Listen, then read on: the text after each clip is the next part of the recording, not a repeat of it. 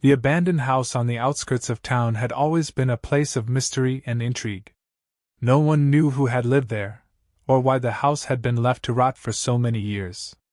Rumors had circulated for decades about the strange noises, flickering lights, and the feeling of being watched by unseen eyes. Despite the house's ominous reputation, there were always a few brave souls who dared to venture inside. One such group was a trio of teenage friends, Sarah, Jack, and Emma. They had heard stories about the house and decided to explore it for themselves. As they made their way up the overgrown driveway, Sarah and Jack noticed that Emma was acting strange. She seemed to be staring off into the distance, as if lost in thought. They shrugged it off and continued on, but they couldn't shake the feeling that something wasn't right. The front door of the house was slightly ajar, and the trio pushed it open, revealing a dark, empty foyer. They cautiously made their way inside, their flashlights casting eerie shadows on the peeling wallpaper. As they explored the first floor, they began to feel a sense of unease.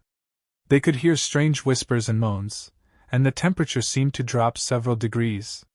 Sarah and Jack started to get nervous, but Emma seemed to be in a trance-like state, almost as if she were being called to explore the house further.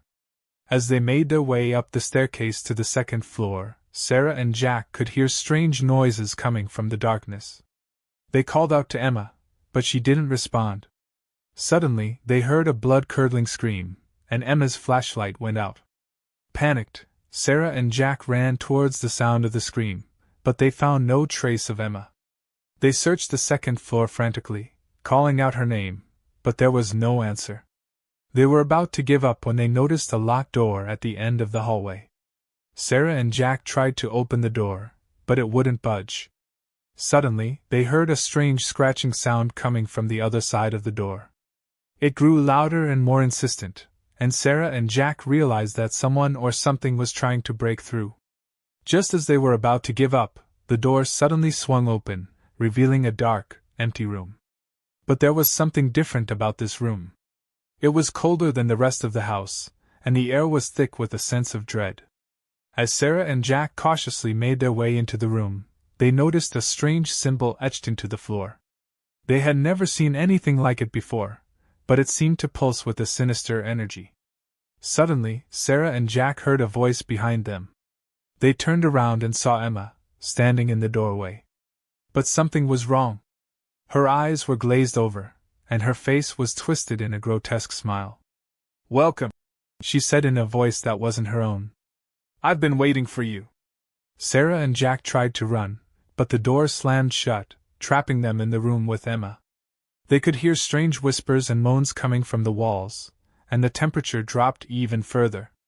They realized too late that they had stumbled upon something far more sinister than they had ever imagined. As the room grew colder and darker, Sarah and Jack knew that they were going to die. The last thing they heard was Emma's manic laughter echoing through the darkness. Years passed, and the house remained abandoned. Few dared to approach it, and those who did reported strange noises, flickering lights, and the feeling of being watched. But despite its reputation, there were always those who were curious enough to venture inside. One such person was a young woman named Emily. She had heard the stories about the abandoned house and the rumors of its haunting, but she didn't believe in ghosts or superstition. Emily was a skeptic, and she was determined to uncover the truth about the house. As she made her way up the overgrown driveway, Emily noticed that the front door was open. She cautiously stepped inside, her flashlight casting eerie shadows on the walls. She explored the first floor, finding nothing out of the ordinary.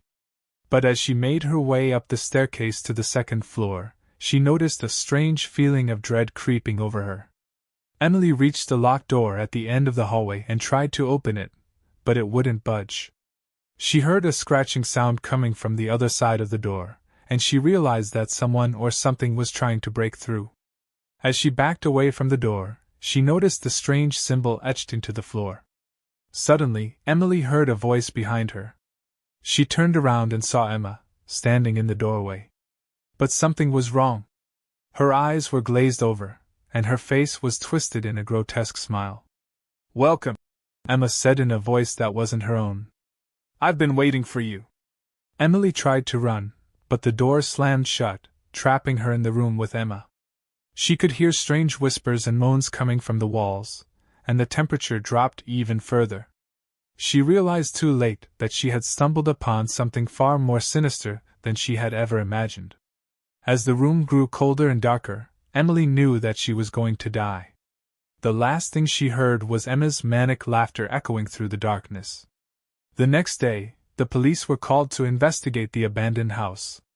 They found Emily's body in the locked room, her face twisted in terror. They never found out what had happened to her, but rumors persisted about the haunting of the empty house. Years later, the abandoned house was torn down, and a new building was erected in its place. But those who had known the house and its secrets could still feel its presence, lurking in the shadows, waiting for the next unsuspecting victim.